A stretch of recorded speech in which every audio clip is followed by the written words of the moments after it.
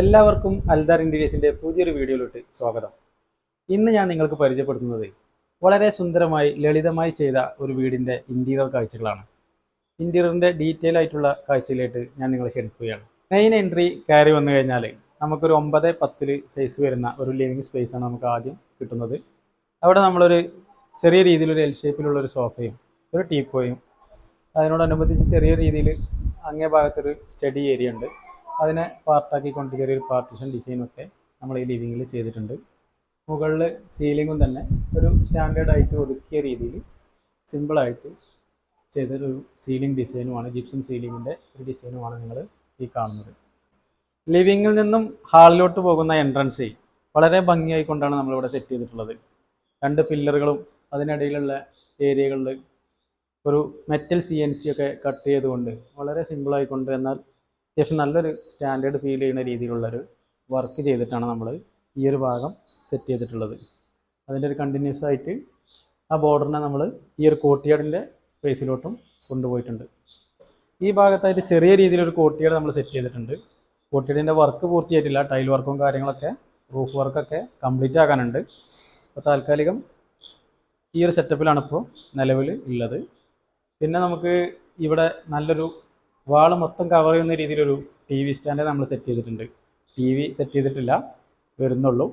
അപ്പോൾ ഇത്രയും വലിയൊരു ഭാഗം നമ്മൾ മൊത്തത്തിൽ കവർ ചെയ്യാൻ വേണ്ടി വലിയൊരു ഫീല് കിട്ടാൻ വേണ്ടിയിട്ട് നമ്മളൊരു പാനലും കാര്യങ്ങളൊക്കെ ചെയ്ത് ആ യൂണിറ്റിനെ ഒരു വലിയൊരു പോർഷനാക്കി മാറ്റാൻ നമ്മൾ ശ്രദ്ധിച്ചിട്ടുണ്ട്.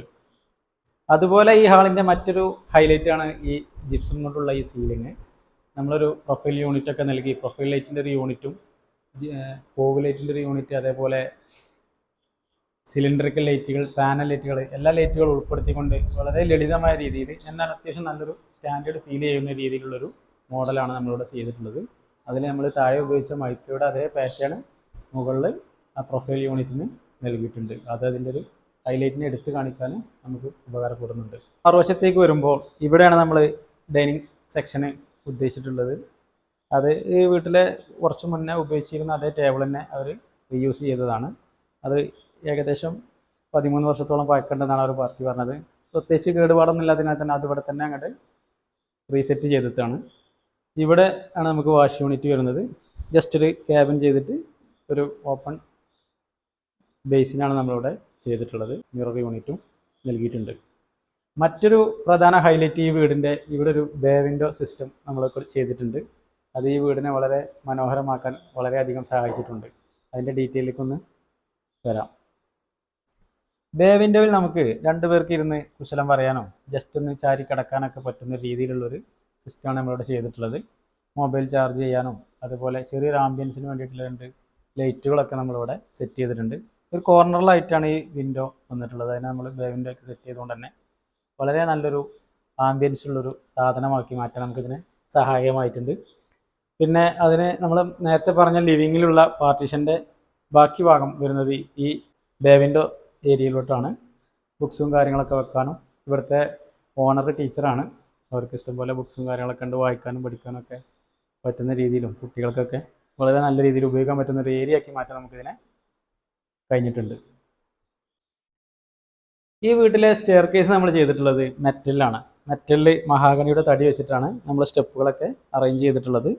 വളരെ സുന്ദരമായി വളരെ ഒതുക്കിയിട്ടാണ് നമ്മൾ ഈ വീടിൻ്റെ സ്റ്റെയർ കേസ് നമ്മളിവിടെ സെറ്റ് ചെയ്തിട്ടുള്ളത്.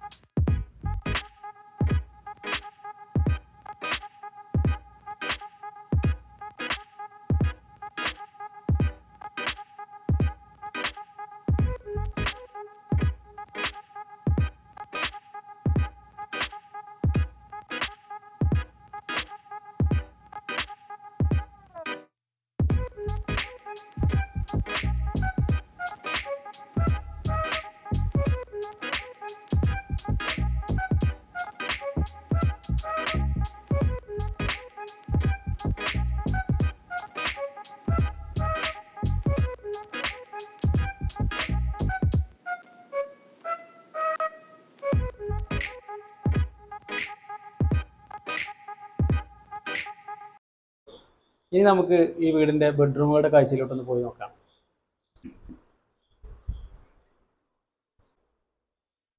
വളരെ ഭംഗിയായി സെറ്റ് ചെയ്ത ഒരു ബെഡ് യൂണിറ്റാണ് നിങ്ങൾ ഈ കാണുന്നത്. ബെഡ്റൂമിൻ്റെ സൈസിനനുസരിച്ച് കൊണ്ട് തന്നെ നമ്മൾ ഇവിടെ സെറ്റ് ചെയ്തൊരു യൂണിറ്റാണിത്. ഇരുഭാഗങ്ങളിലും സൈഡ് ടേബിളുകളും ഹെഡ് ബോർഡ് കുഷ്യനാൽ പാക്ക് ചെയ്തും ഒക്കെ നല്ല വൃത്തിയിൽ നമുക്കിവിടെ ബെഡിനെ സെറ്റ് ചെയ്യാൻ സാധിച്ചിട്ടുണ്ട്. 4 കള്ളി വീതിയിൽ 2 മീറ്റർ നീളത്തിൽ പ്ലസ് ഒരു ഡ്രസ്സിങ് യൂണിറ്റൊക്കെ നൽകിയിട്ടുള്ള ഒരു വലിയൊരു അലമാരയാണ് നമ്മൾ ഈ റൂമിൽ സെറ്റ് ചെയ്തിട്ടുള്ളത്. ഈ റൂമിൻ്റെ സീലിംഗ് നമുക്ക് മുഴുവനായിട്ട് ജിപ്സം ചെയ്യാതെ സ്ലാബിനെ നിലനിർത്തിക്കൊണ്ട് ബെഡിൻ്റെ ആ ഒരു ലെവലിൽ നമുക്കൊരു യൂണിറ്റിനെ താഴോട്ട് ഇറക്കി ചെറിയൊരു പീസ് ബോക്സും ചെയ്തിട്ടാണ് നമ്മൾ ഈ ഒരു ജിപ്സം സീലിങ്ങിൻ്റെ ഡിസൈൻ നമ്മൾ ഈ റൂമിൽ സെറ്റ് ചെയ്തിട്ടുള്ളത്. ഈ വീട്ടിലെ മറ്റൊരു ബെഡ്റൂമാണ് ഈ കാണുന്നത്. അത് സെയിം പാറ്റേൺ തന്നെ ഉപയോഗിച്ചിട്ട് ചെയ്തൊരു യൂണിറ്റ് തന്നെയാണ്. സൈസിന് മാറ്റം ഉണ്ട് എന്നുള്ളതേ ഉള്ളൂ. സെയിം പാറ്റേൺ ആണെങ്കിൽ തന്നെ ഇരുഭാഗങ്ങളും വാൾ ടു വാൾ ടച്ച് ചെയ്യുന്ന രീതിയിലാണ് നമ്മളുടെ സൈഡ് ടേബിളൊക്കെ അറേഞ്ച് ചെയ്തിട്ടുള്ളത്. ഈ വീട്ടിലെ എല്ലാ കർട്ടനുകളും നമ്മൾ സെറ്റ് ചെയ്തിട്ടുള്ളത് റോമൻ ബ്ലൈൻഡ്സ് വെച്ചിട്ടാണ്. അത് ഒരു പാക്കിംഗ് ഒക്കെ നൽകി ആ റോമൻ കർട്ടൻ അതിൽ അപ്ലൈ ചെയ്യുമ്പോൾ ഒരു പ്രത്യേക ഫീൽ തന്നെയാണ് നമുക്കത് കാണാനുള്ളത്. പിന്നെ ഇവിടെ നമുക്ക് വലിയൊരു അലമാര നമ്മളിവിടെ സെറ്റ് ചെയ്തിട്ടുണ്ട്. നല്ലൊരു 2.5 മീറ്റർ നീളത്തിൽ വരുന്ന വലിയൊരു അലമാര തന്നെയാണ് ഇവിടെ ഉള്ളത്. അലമാരയുടെ മിറർ സെക്ഷനിൽ ബാക്ക് ഭാഗത്ത് നമ്മൾ സ്റ്റോറേജ് ഒക്കെ നൽകി അണ്ടർ സ്റ്റോറേജും ഓപ്പൺ ആയിട്ടുള്ള സ്റ്റോറേജുകളൊക്കെ നൽകിയിട്ട് വളരെ ഭംഗിയായിട്ടാണ് നമ്മൾ ഈ ഒരു അലമാരയിൽ നമ്മൾ സെറ്റ് ചെയ്തിട്ടുള്ളത്. ഇനി നമുക്ക് ഈ വീടിൻ്റെ കിച്ചണിൻ്റെ കാഴ്ചയിലോട്ടൊന്ന് പോകാം. പൂർണ്ണമായും അലുമിനിയം ഫാബ്രിക്കേഷനിൽ സെറ്റ് ചെയ്തൊരു കിച്ചണാണ് നമ്മൾ ഈ വീട്ടിൽ ചെയ്തിട്ടുള്ളത്. അതിൻ്റെ കാഴ്ചയിലോട്ടൊന്ന് പോയി നോക്കാം.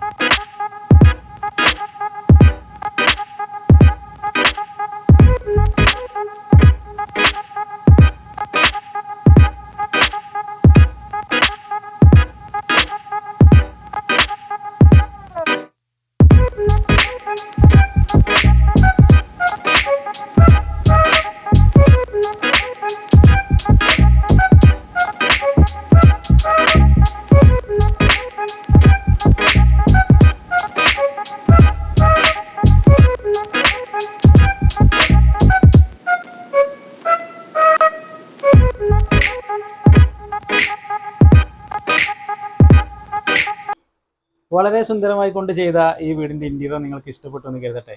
ഇഷ്ടപ്പെട്ടാൽ നിങ്ങൾ മാക്സിമം എന്നെ സപ്പോർട്ട് ചെയ്യണം, കൂടെ കൂടണമെന്ന് അറിയിക്കുകയാണ്.